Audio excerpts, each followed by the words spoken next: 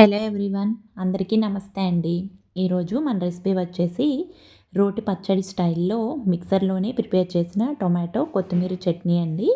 Same ఇది రోటిలో మనం prepare చేస్తే ఎలా ఉంటుందో అదే టేస్ట్తో ఉంటుంది. కాకపోతే మనం బ్లెండ్ చేసుకునేటప్పుడు ఒకేసారి కాకుండా పల్సిచ్చి స్టాప్ చేస్తూ బ్లెండ్ చేసుకోవాలన్నమాట. సో ఈ చట్నీని మనం ఎలా చేయాలో ఒకసారి చూసేద్దాం రండి. మెయిన్గా ఈ చట్నీకి ఏమేమి కావాలంటే ఇలా ఒక 7 to 8 టొమాటోస్, మిర్చి, అలాగే 2 కట్టల వరకు కొత్తిమీర అవసరం ఉంటుంది. సో వీటిని నేను నీట్గా వాష్ చేసేసుకుని పక్కన పెట్టేసుకున్నాను అనమాట. నెక్స్ట్ ఇలా ప్యాన్ పెట్టుకుని అందులో ఆయిల్ హీట్ అయ్యాక మనం తీసుకున్న పచ్చిమిరపకాయలని ఇందులో వేసేయండి. వీటిని జస్ట్ ఒక 1 minute పాటు ఫ్రై చేసుకున్న తర్వాత టొమాటోస్ అన్నీ కూడా ఇలా 4 slices లాగా కట్ చేసుకుని ఇందులో వేసేసుకోవాలి. నెక్స్ట్ ఇందులోనే లెమన్ సైజ్ అంతా చింతపండు కూడా వేసుకోవాలి. ఆల్రెడీ మనకి టొమాటోస్ కొంచెం పుల్లగానే ఉంటాయి కాబట్టి ఇంత సైజు అయితే సరిపోతుందనమాట. సో ఈ చింతపండుని కూడా ఇందులో యాడ్ చేసుకుని రాక్ సాల్ట్ వేయాలండి 1 స్పూన్ వరకు.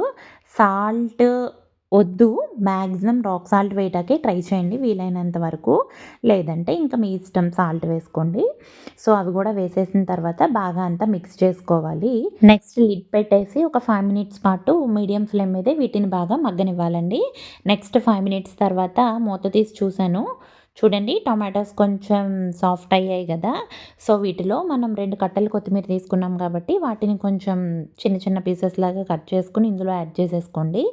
నెక్స్ట్ ఇందులోనే ఒక స్పూన్ వరకు జీలకర్ర, ఒక 7-8 వెల్లుల్లి రెబ్బలు కూడా యాడ్ చేసుకుని మిక్స్ చేసేసుకుని మూత పెట్టేసేయండి. మీడియం ఫ్లేమ్ మీదే మళ్ళీ ఒక 5 minutes పాటు మగ్గించండి. మగ్గాక నెక్స్ట్ ఇలా మూత తీసి ఈ చట్నీలో లిక్విడ్లా ఉంది కదా, అదంతా కూడా ఎవాపరేట్ అయిపోయేంత వరకు మనం గరిటెతోనే మిక్స్ చేస్తూ ఉండాలన్నమాట, లేదంటే అడుగంటుతుంది. సో చూడండి, ఇలా వాటర్ అంతా కూడా ఎవాపరేట్ అయిపోయేంత వరకు మనం వీటిని మిక్స్ చేసేసుకోవాలి. నెక్స్ట్ ఇది చల్లారిపోయాక మిక్సీ జార్లోకి తీసుకుని ఇందాక చెప్పినట్లుగానే నేను ఒకేసారి బ్లెండ్ చేసేయకుండా కోర్స్గా బ్లెండ్ చేసుకోవాలన్నమాట. అంటే పల్సిచ్చి స్టాప్ చేసి అలా చేసుకోవాలి. నెక్స్ట్ తాలింపు ప్రిపేర్ చేసేసుకుందాం. తాలింపు కోసం ఇలా ప్యాన్ పెట్టుకుని ఆయిల్ వేసుకోవాలండి. ఆయిల్ కొంచెం ఎక్కువే పడుతుంది చట్నీస్కి బేసిక్గా. సో నేను ఇక్కడ ఒక 2 to 3 స్పూన్స్ వరకు ఆయిల్ వేసుకున్నాను. ఆయిల్ హీట్ అయిపోయాక జీలకర్ర, ఆవాలు, పచ్చిశనగపప్పు, కరివేపాకు, వెల్లుల్లి రెబ్బలు, ఎండుమిర్చి ఇవన్నీ కూడా వేసుకొని చక్కగా ఫ్రై చేసేసుకోవాలన్నమాట. సో ఇవన్నీ కూడా ఫ్రై చేసేసుకోండి.